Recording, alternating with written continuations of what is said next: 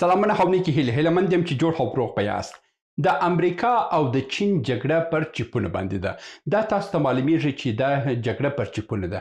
دا چې دا چیپونه چې شیان دي دا په څه خاطر باندې دا د چین او امریکا جګړه پر باندې روانه ده او ولې دا دومره ضروري دي امریکا دپاره چې دا باید پټ وساتل سي او چین سره کوم دا کاپي کولی سي. نن په دغه ویډیو کې دغه خبرې تاسو ته لږ سپینومه. نو ایلمند یم چې یو څه په دغه ویډیو کې ترلاسه کړئ. ځو پر موضوع باندې خبرې کوو، تر اضافي خبرې تېرېږو. ګوره مخکې له دې چې تاسو په چیپونو باندې خبر سئ، تاسو باید د کمپیوټر په اجزاو باندې خبر سئ چې کمپیوټر کې څه شی شته.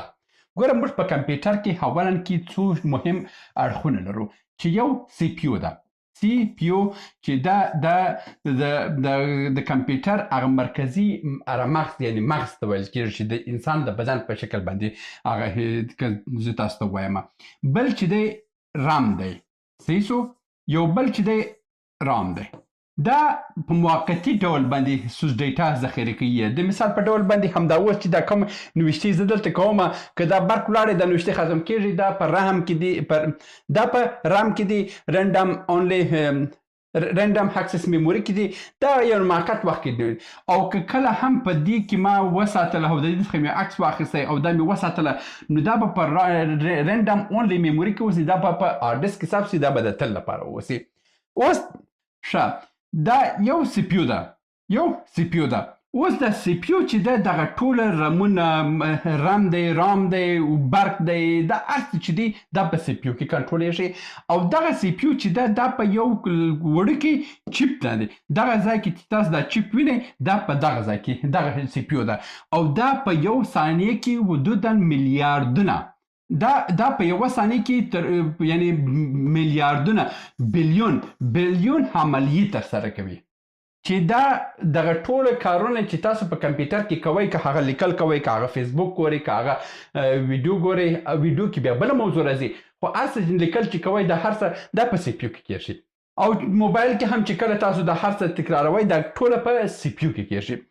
اوس راځي بله موضوع یو ځای کېږي چې دا جی پی یو ده. جی پی یو چې دا د ګرافیک پروسیسینګ یونټ دی چې دا د ډېره مهمه موضوع ده.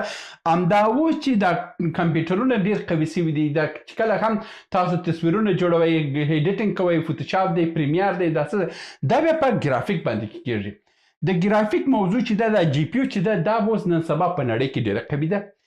انویډیا چې د دغه ګرافیکونو د دغه ګرافیکي چیپونو جوړولو ستره کمپنۍ ده چې اوس په لوړ مقام کې او ډېرې پیسو سره دا قرار لري.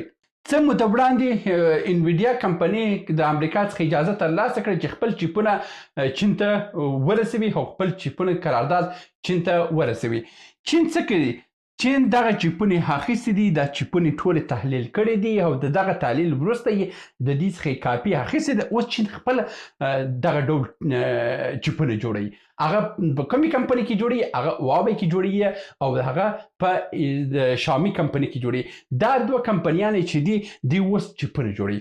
دغه چیپونه څخه یې کاپي اخیستې ده چې اوس کمپیوټر هم لږ څه موده مخکې چې هواوی اعلان وکړو چې موږ موبایل جوړ کړی دی، موږ ساعت جوړ کړی، موږ کمپیوټر جوړ کړی دی، موږ لپټاپ جوړ کړی دی، موږ ټابلیټ جوړ کړی دی. دغه ټوله موږ جوړ کړی دی بغیر له یو بهرني تولیداتو. یعنې دا ټوله د چین تولید دی، که هغه جی پی یو ده، که هغه سی پی یو ده، که هغه رام دی، که هغه رام دی، دا هر څه چې دي دا ټوله د چین تولیدات دی. بله موضوع چې دی دا خو اوس په کمپیوټر کې راځي. کمپیوټر خو یو عادي شی دی، دا خو کمپیوټر خو یو عادي شی دی، دا نو ولې امریکا ورڅخه ویره ولري. ګوره موضوع د کمپیوټر نه ده، دلته د کمپیوټر چې موضوع سوپر کمپیوټر ته راځي، یعنې یو قوي کمپیوټران کېږي، هغه خطرناکه دي. همدا اوس چې تاسو چټ جی پی ټي استعمالوئ، هغه چټ جی پی ټي چې مصنوعي ځیرکتیا استعمالوئ، د دې وشاته یو سوپر کمپیوټر دی چې دا په یوه ثانیه کې تریلیونونه عملیې ترسره کوي. یعنې د انسان مغز چې دی همدا اوس په میلیاردونو محاسبې کولی شي چې په ثانیه کې دوی دا څه وکړي. د مثال په ډول باندې که چې کله هم ته یو ماشومتوب کې یو کار ته ستا څخه سوی وي چې بل هغسې یو موضوع ستا په مخه راسي، هغه ژر تر ژره ستا مغز پیدا کوي چې تا په فلاني وخت کې په فلاني کال کې په فلاني ورځ کې په فلاني موقعیت کې تا دغسې یو هم عکس العمل هغه وخت کې کړی وي. یعنې دا مغز هم عین عمل ترسره کوي خو هغه میلیاردونه عملیې په ثانیې کې راځي. راسو اوس د سوپر کمپیوټر تریلیونونه ثانیې عملونه په یوه ثانیې کې ترسره کوي چې دا ډېر قوي شی دی. اوس دغه تریلیونونه چې سوه د دغه تریلیونونه عملیې ترسره کولو سره دا مصنوعي ځیرکتیا را جوړوي. مصنوعي ځیرکتیا یعنې دا دی چې ډېر پیچلي موضوعات په نړۍ کې ډېر پیچلي موضوعات په نړۍ کې دوی روښانه کوي. هغه دا دی چې همدا اوس د یو هیواد اقتصاد د هیواد دپاره یو اقتصادي پلان جوړوي، یعنې مغزونه په باندې کار نه کوي. د افغانستان اقتصاد هر ورځ کې چپه کېږي، هر ورځ کې تباه کېږي، هر ورځ کې حالت خرابېږي. اوس همدغه چیپونه بیا کولی شي چې یو سوپر کمپیوټر جوړ کړي. د سوپر کمپیوټر په مرسته باندې موږ هر ډول عملیې ترسره کوو. موږ کولی شو ولاړ شو داسې ته ولاړ شو، یعنې نورو سیارو ته ولاړ شو. موږ کولی شو چې هر هغه کار چې د انسان د لاس څخه ناشونی دی موږ هغه کولی شو چې په سوپر کمپیوټر باندې ترسره کوو. دا یوه موضوع ده چې دا په مصنوعي ځیرکتیا او په دې شان کې راځي. بله موضوع چې راځي په دفاعي او نظامي موضوعات کې راځي. دا چیپونه چې دي دا په نظامي موضوعات کې راځي او تاسو مزایل جوړوي، مزایل زیرک مزایل جوړوي، یعنې یو هوښیار مزایل جوړوي. مزایل ته وایي چې ته ولاړ شه په فلاني هیواد باندې، ستا په لاس باندې زه 1000 دانې راکټان در کومه، یو راکټ په دې ځای کې وله، یو په هغه ځای کې وله، یو په هغه ځای کې وله، یو په هغه ځای کې وله، یو څو دانې هم ځان سره وساته، که یو بیا مې تا ته وویلو بیا په هماغه ځای کې بیا ته اثر. دلته چې کله هم زیرک نظامی تجهیزات یو هیواد ته په لاس راځي نو بیا هلته د غربي هیوادونو ویره پیدا کېږي. غربي هیوادونو دغه ټکنالوژي پیدا کړې وه او دوی هلته خپل تحقیقاتي مراکز درلودل او دغه مرکزونو باندې په دې باندې میلیاردونه ډالر باندې مصرف شوي دي تر څو دوی دغه ځای ته رسېدلي دي. او دغه ورځ که ستاسو په یاد وسي هاروارډ او څو پوهنتونونه د امریکا حتی چینایانې بند کړه چې تو نور نسي کولی چې د هاروارډ په پوهنتون کې تاسو درس ووایاست.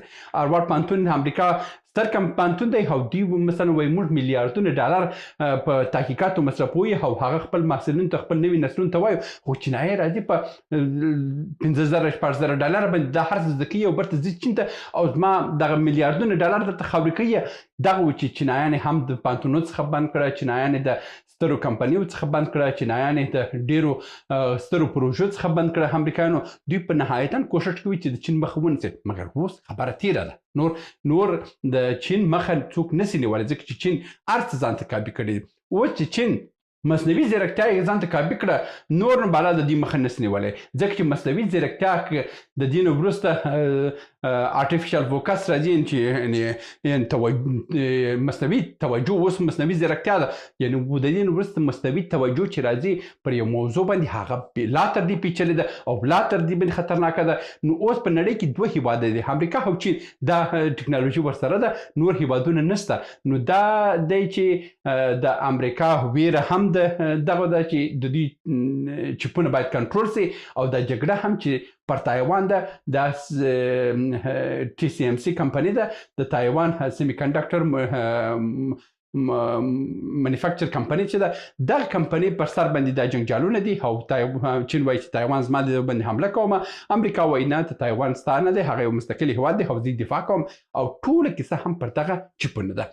ایله من یم چې ورځ کې موږ په افغانستان کې هم دغسې تکړه ځوانان پیدا کړو چې دغه ډول ټکنالوژي افغانستان ته هم راوړي. دا د نن ورځې ویډیو هیله مند یم چې اوس هم ترلاسه کړی اوسئ. تر بیا هم په الله سپارم. ښې چارې. سلامونه. موږ ډېر موضوعات جوړ کړي دي. که سیاسي موضوعات غواړئ ووینئ نو دلته کلیک کړئ او که غواړئ اقتصادي موضوعات وګورئ نو دلته کلیک کړئ او که غواړئ چې د تل لپاره راسره واوسئ نو دلته کلیک کړئ او چینل سبسکرایب کړئ. مننه.